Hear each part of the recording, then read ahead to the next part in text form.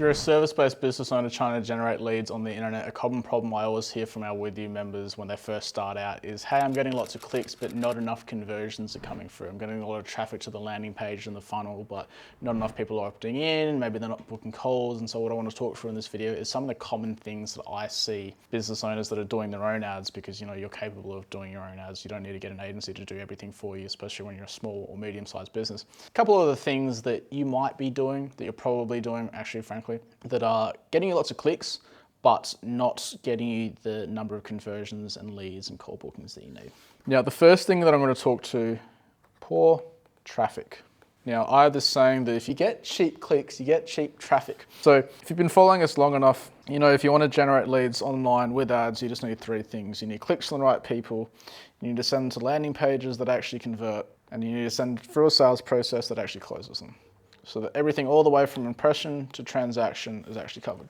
Now, clicks is obviously measured by CTR. What percentage of people that see this ad actually click it? Obviously, the higher, we generally think, the better. Generally, I'm going to talk to that in a second. Obviously, with conversions, the higher the conversion rate, typically, the better. With close rate, obviously, we want the close rate to go up. Typically, there's also some exceptions to that, like you don't want to send people into financial debt. I've had a business in the past where the sales rep was just unethically selling to people. I had to fire them to Timbuktu. So typically what can happen is if you have a really high CTR, but your conversion rate is down, often what I actually look at is the ad, because the ad is perhaps sending people to the landing page that's they're getting to the landing page and going, I wasn't expecting this. So a model that I teach our With You members is when you read the first line of your ad, where does it sit on a scale of curious to committed? For example, if you have the first line of your ad says something along the lines of, this is how busy mums are losing the weight finally, and you're an online coach. That could be, for an online coach, this could be a number of different things. Let's say, for example, you're an online coach. It could be for online coaching. It could also be diet. It could also be medication, because you didn't make it clear. If I read, this is how busy mums are losing the weight finally, that could be anything.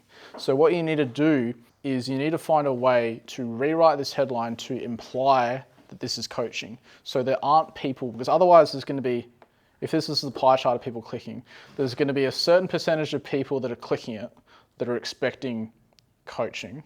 There's going to be a certain percentage of people that click it thinking it's just diet. And then there's going to be another percentage of people that click it thinking it's Ozempic. And so what we want to do is just make this coaching part of the pie chart larger by just rewriting the hook so that less people think that it's Ozempic or some weird tapeworm that you consume that will just eat your gut biome or I don't know what the people do now these days, right? And so by rewriting this hook and rewriting the ad that people are clicking, we're sending more people to the landing page that are more committed than just curious. It's like, oh, look, otherwise it just reads like a headline, right? So you need to find a way to rewrite your hook so that more of the people click it. When they click this ad and they get here, they're like, ah, yes, this is for coaching. I was expecting coaching. That's the first thing. Second thing I want to talk about, physical resistance. Now, physical resistance is simply how many times do I need to click? How far do I need to scroll? How many keystrokes do I need to do, right? So click's an easy one. Is if you have a button here that says like inquire now, and then it sends them to another landing page, rather than having to click and wait a second and a half for it to load, you would simply take the form, which is already embedded on this other page over here, and just embed it there. That reduces a click. Another thing that always happens is the scroll. I see so many times where people come into the With You program, or I'm auditing someone's landing page of the website, and their contact form is all the way down here. Just take that and move it up here. Because, okay, so if this is the fold here, this is above the fold, so this section here loads immediately as soon as someone clicks your ad. 100% of people see this section. And the further down the page you scroll, there might only be like 20% of people that actually hit the bottom. And so we've seen so many times with our With You members where they just move the form to the top. And because, let's say, for example, like 30, or like, I think we had an example where someone had like 30% of the people reach the bottom of the page where the contact form was. And so by simply moving it to the top, he literally just like tripled his lead, right? But all he did was just move the form to the top. And because 100% of people reached the top of the page instead of 30%, he literally tripled his lead flow and it's consistently stayed there. The next thing that I'll talk about is keystrokes. So typically when you have your contact form, you'll have like name, email, mobile, and then you might have like another free-form text field, which is like, I don't know, goals, challenges or something like that, right? Typically, for most businesses, people's goals or challenges all fall into like a couple of the same buckets.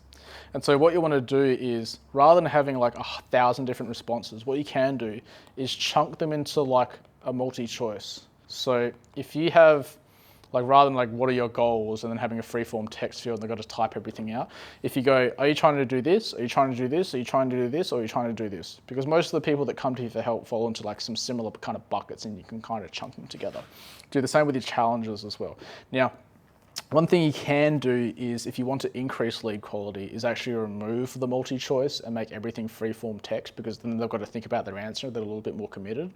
And so that's one way of, and the other way, actually increasing your resistance so that you lower your conversion rate but you have higher quality. So I alluded to earlier before that typically you want to increase your conversion rate, but typically what happens is there's always this ongoing balance between quantity of leads and quality of leads. So it's possible for you to get lots and lots and lots of leads, but then it's at the sacrifice of quality.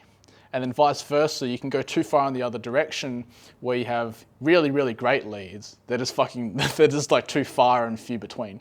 And so you want to like balance this conversion rate so that you have the mix of like, I've got enough leads from the right people.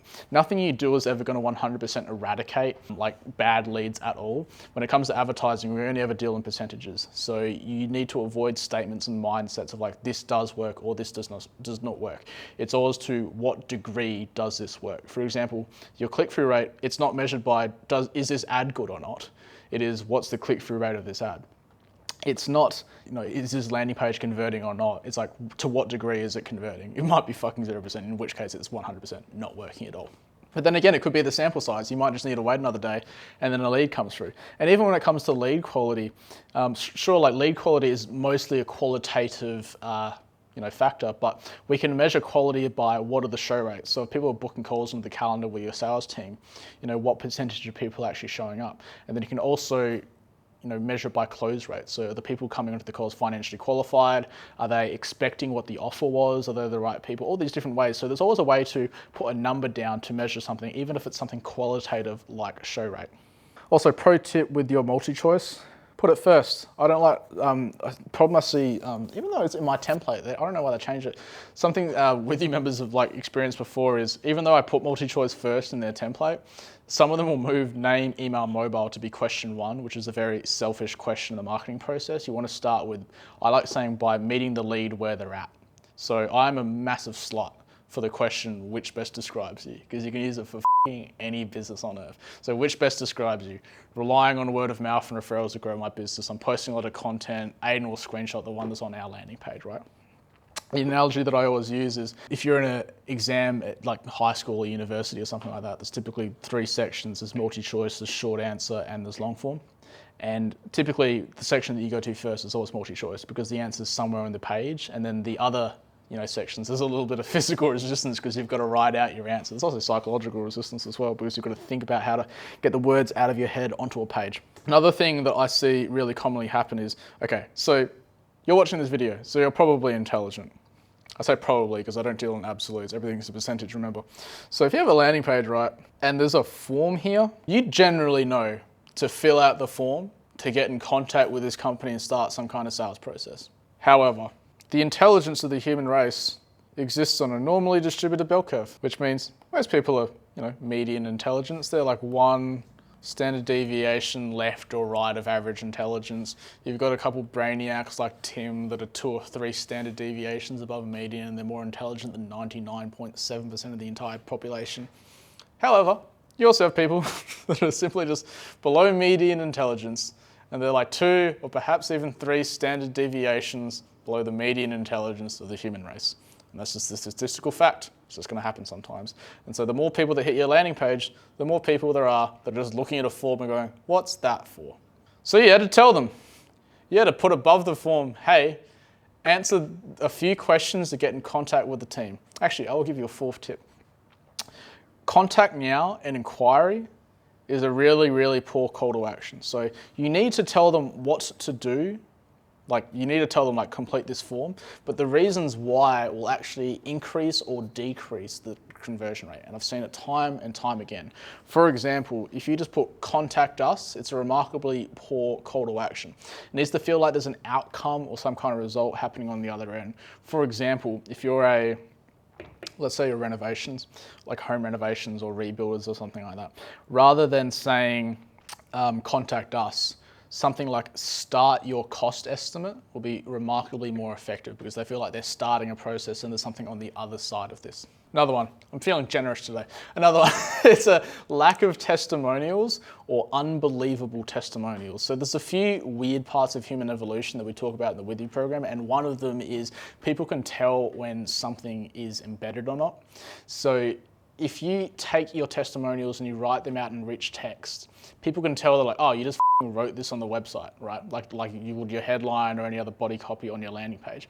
So you need to find, if it's Google review, you need to be able to embed your Google reviews. Screenshots do fine because people can tell, but people can just tell when you've just written something on your landing pages or your websites.